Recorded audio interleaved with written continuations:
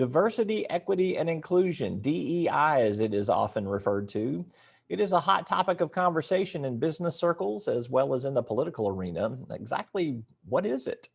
I caught up with Reverend Cory Anderson, Chief Innovation Officer at the Winthrop Rockefeller Foundation, to discuss. You hear it a lot in the whole conversation about diversity, equity, and inclusion. I think a lot of people have a good idea of what diversity is and what inclusion is, but equity is a little vaguer. How do you define equity? Sure, Roby. At the Winthrop Rockefeller Foundation, about 2 years ago, we refined our mission to say what we're about now is a relentless pursuit of economic equity, educational equity, social, ethnic, and racial equity for all Arkansans. And what we mean by that is we want to live in a state where when you look at outcomes for Arkansans, that you can't tell who's who by the data. And so what I mean is if you juxtapose it, so today, if I showed you a graph and I said, this is a graph about broadband access in Arkansas. And I said, one of these bars is urban areas and the other bar is rural areas. You'd easily be able to pick which bar is which. The urban area would be bigger, the rural area would be smaller. Inequitable access.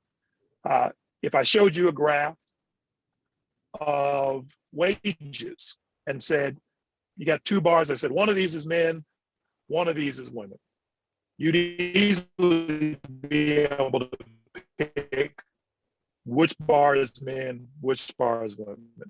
The man bar would be bigger, the bar would be smaller. Inequitable wages.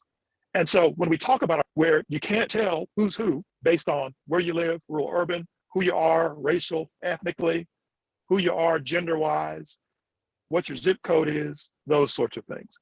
We're talking about closing gaps in wealth, wages, and well-being for all Arkansans. And so when we say equity, that's what we mean. So I guess just my interpretation, it's equality with fairness and impartiality as the context. Is that okay to say? You hit the nail on the head. What we're trying to do is help Arkansans do a couple things. One, have a conversation about what that means in their community, because it's different in every community.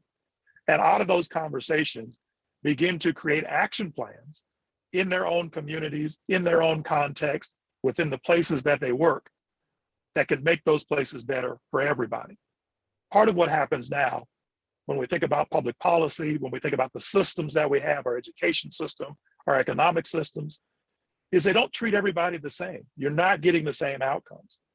Some of the data that we've got, you and I have talked about this before, the ALICE data, asset limited, income constrained employed, says that over 50% of Arkansans are working more than one job, but still can't make ends meet. So you've got people working hard, but the system isn't working for them. So how do we get to a more equitable place? Is this something that government controls? Is this something that business controls? Are there policies and laws that should be changed in order to do this? Or is this more about individual and personal responsibility? It's the first part of what you said. So if there's an all of the above, you hit it. We need public policies that treat folks equitably, that don't single groups out for negative treatment and embrace everybody. We need businesses to begin thinking about how we're treating our workers, how we're treating our employees, and whether there are things that we can do to help make their lives more rich so that they can be more productive for us and vice versa.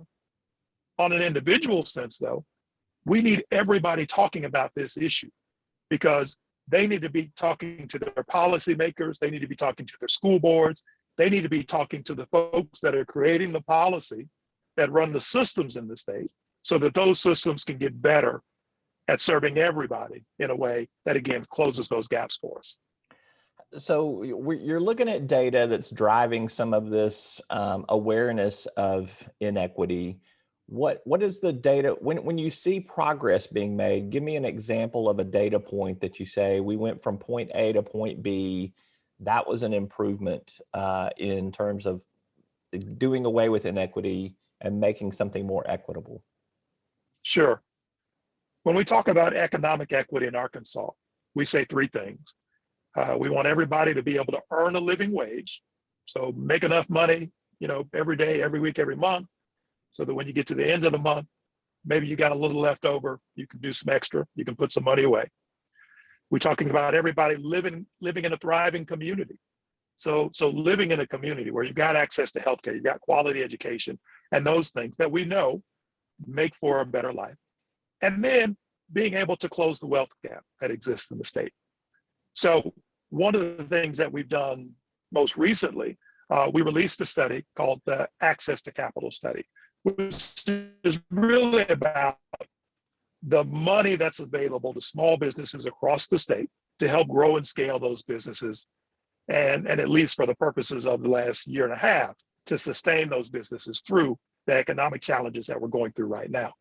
We've been talking to a lot of our banking partners, and what they're telling us is they want to do a better job making sure that capital is getting out to rural areas, that capital is getting to women-owned businesses, that capital is getting to Black and Latinx-owned businesses. And they're making progress in that. And what we do, we lift the issue up in terms of data. We help folks think about what solutions are. And when we're talking about solutions, it's not just us at the foundation or somebody sitting in an office saying, okay, here's what we do. We say, if we're talking about access to capital for women-owned businesses, we say, well, let's go talk to women-owned businesses and actually ask them, what are the things that we could do to help them? And then you create solutions. So if I were to talk about progress right now, what I'd say is the first thing that you said, right? Like, people are now more aware. What we've said is after the pandemic that's moving into 2021, after those things, if you can't see how inequity plays out in a systemic way in our state, in our country, then you just don't want to see. So for us, progress is that folks are more aware. Like you said, we've got big businesses that are talking about this. We've got communities that are thinking harder now about how they support everybody. So for us, that's progress. There's a long way to go in terms of public policy, in terms of helping these systems get better, but we're encouraged by the progress that we're seeing right now. So big picture, you got a lot of systemic things, corporations, businesses, the business community, policymakers, public policy moving in a particular direction. How do you do that at the individual level? If I'm a singular person, I'm watching this interview, I care about this I care about this subject. What do I do personally to try to make a difference? Sure. Get educated on the issue. Visit wrfoundation.org. Take a look at what we've got there, the ABCs of equity. We've got the ALICE study that I just talked about, asset limited, income constrained employed. The B is the business case for equity, which says that if we could get some of these things right in our state, we've got billions of dollars that'll come into the economy. And the C is the capital access study. So spend some time in that. Have these conversations in your community, but maybe most importantly, get involved.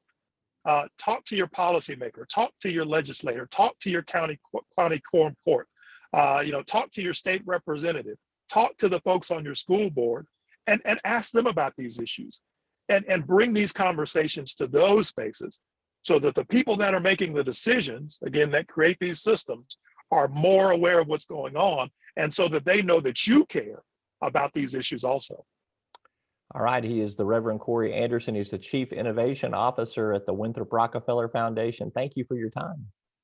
Thank you, Roby. It's always a pleasure.